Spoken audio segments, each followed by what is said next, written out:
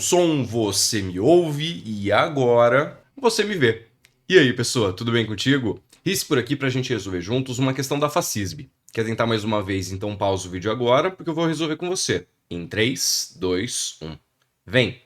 Três cilindros, e são eles os cilindros 1, azulzinho, 2, o verdinho, e 3, o vermelhinho, de diâmetros sucessivamente menores, giram em torno de seus eixos. Essa história do diâmetro é para indicar que, saindo do cilindro 1 e indo para o cilindro número 3, o diâmetro vai diminuindo. A gente consegue reparar isso na figura. Suas superfícies laterais se tocam e não ocorre deslizamento entre elas. O cilindro 2 é posto em rotação com frequência constante. Então tem um motorzinho aqui conectado no cilindro 2 e o cilindro 2 começa a girar. Aí vem a pergunta do exercício. O período de rotação do cilindro 1 e a velocidade tangencial de um ponto da superfície lateral do cilindro 3 comparados com o período e a velocidade tangencial de um ponto da superfície lateral do cilindro 2 são respectivamente. Aqui a gente tem duas coisas para descobrir.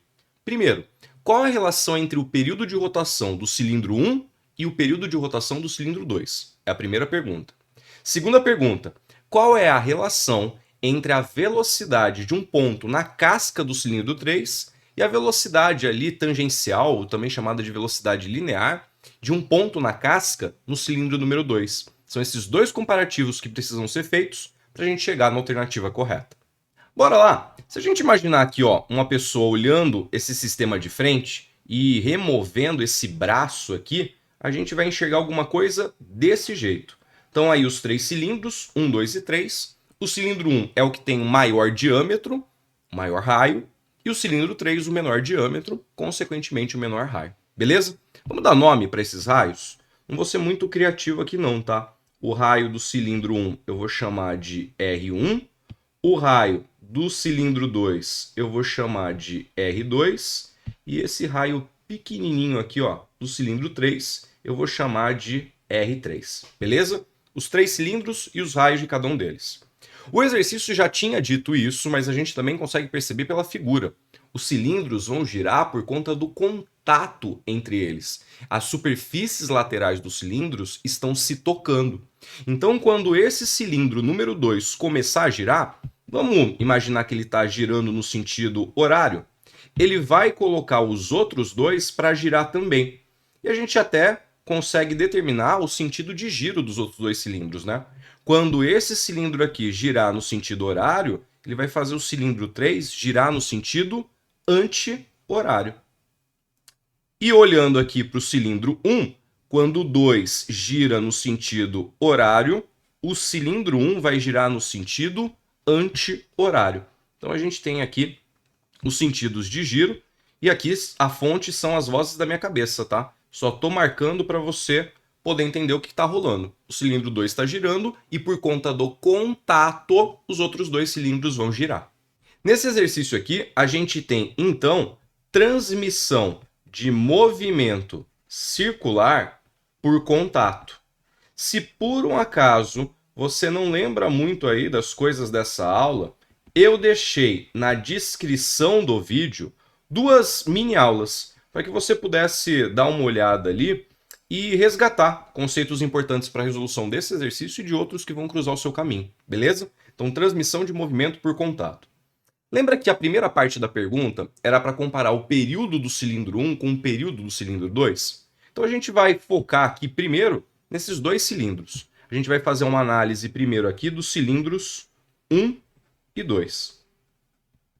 Bom, para os cilindros 1 e 2, como eles estão em contato, a velocidade linear ou tangencial de pontos nas bordas, nas cascas, nas superfícies desses cilindros tem que ser igual. Porque se não fossem iguais, ocorreria deslizamento entre os cilindros.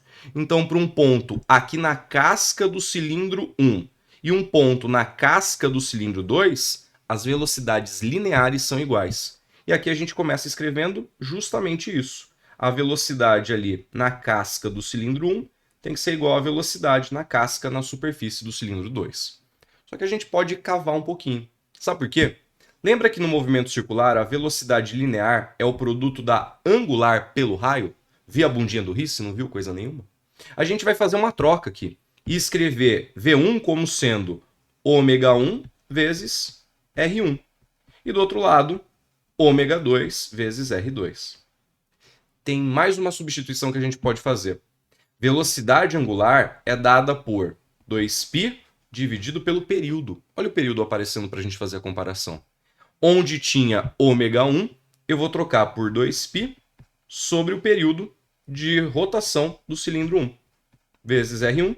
Isso aqui é igual a 2π sobre T2 vezes o raio do cilindro 2. Tem 2π dos dois lados, a gente pode cancelar. E olha a expressão que a gente encontrou.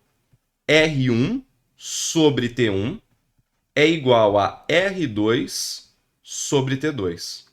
Daqui você tem dois caminhos para chegar na resposta. O primeiro deles é perceber que uma razão é constante. Raio por período igual a raio por período. Quando a razão entre duas grandezas é constante, é porque essas grandezas são diretamente proporcionais. Esse é o primeiro caminho. Vamos lá? Aqui, essa expressão está gritando para a gente que raio e período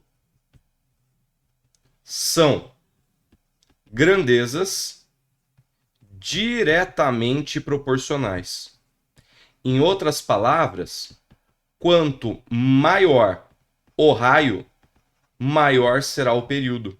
O cilindro que tem o maior raio é o cilindro que gasta mais tempo para completar uma volta. Lembra que o cilindro 1 é o que tem o maior raio, o cilindro 2 está no raio intermediário, o 3 é o menorzinho? Então, de todos, quem gasta mais tempo para completar uma volta é o cilindro número 1. E se até perguntassem de todos, quem gasta menos tempo para completar uma volta é o cilindro número 3.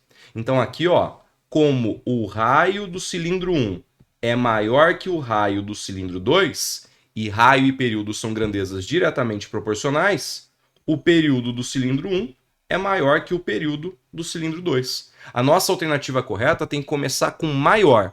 E assim, a gente já fica entre duas alternativas, a letra A e a letra E.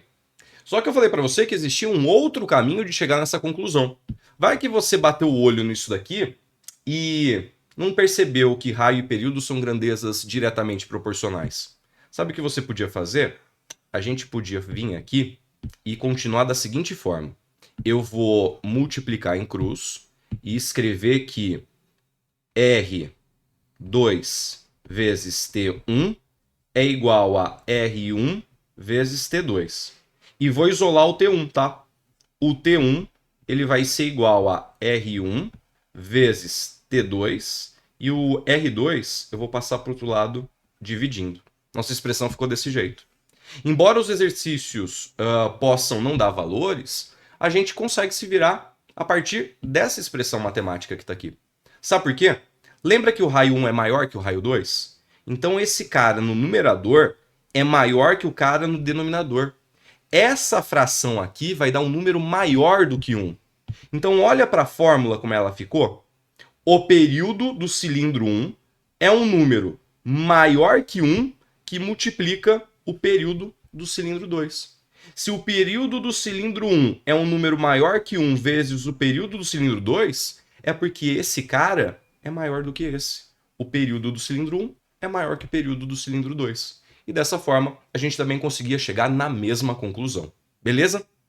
Vamos agora para a segunda parte do problema. E essa aqui é mais tranquila, tá? Ele quer que a gente compare a velocidade de pontos na superfície do cilindro 3 com a velocidade de pontos na superfície do cilindro número 2. Então agora a gente vai olhar para os cilindros 2 e 3. Vou fazer a análise aqui do lado, ó. Cilindros 2 e 3. Os cilindros 2 e 3, eles estão em contato, né? E se eles estão em contato, a velocidade linear de pontos na casca do cilindro 2 tem que ser igual à velocidade linear de pontos na casca do cilindro 3. é a característica de transmissão de movimento circular por contato. Então ali a gente vai escrever que a velocidade de pontos na casca do cilindro 3 tem que ser igual à velocidade linear ou tangencial de pontos na superfície do cilindro 2. O exercício não tinha pedido justamente para a gente fazer essa comparação? As velocidades são iguais. Acabou a nossa segunda parte, a nossa segunda análise. Como as velocidades são iguais por conta do contato, a gente acabou aqui de encontrar a nossa alternativa correta. Vai ser ela, a letra A. Aproveita para deixar sua curtida, se inscrever no canal e ativar as notificações. Assim, você fica sabendo quando um novo vídeo for postado. Agora é contigo. Bons estudos e até a próxima. Beijo, pessoa!